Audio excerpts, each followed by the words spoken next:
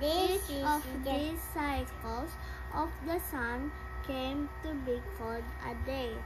Another regular change in the sky was the change in the visible shape of the moon.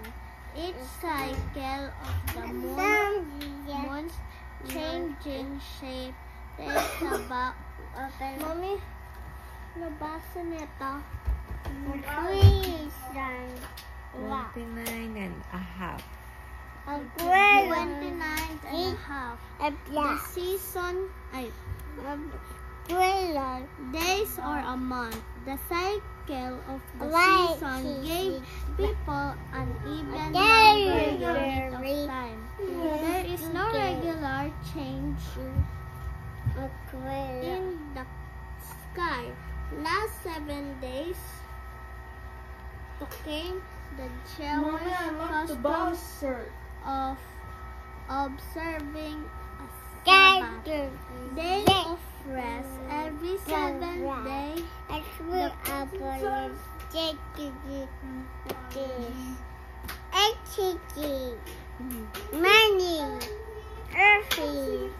earthy daw.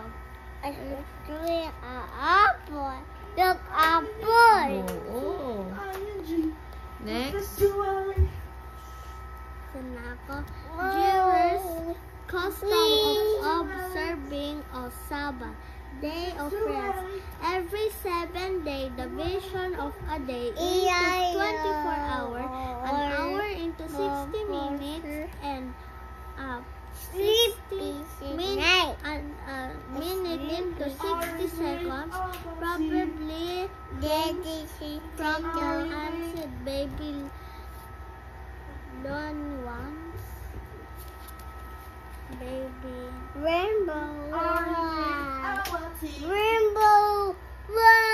Babylonians.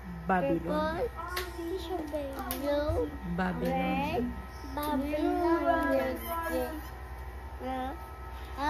Next. Tapos na. 1, 2 na. 2. Okay, now number 2. What is a hemisphere? Hemisphere.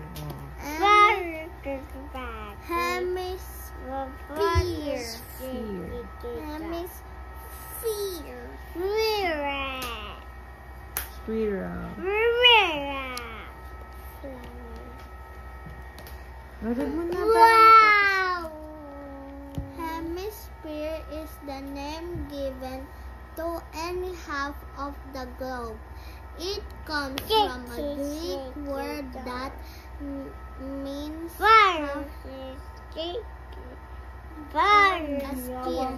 Geographers divide the Earth into hemispheres by using the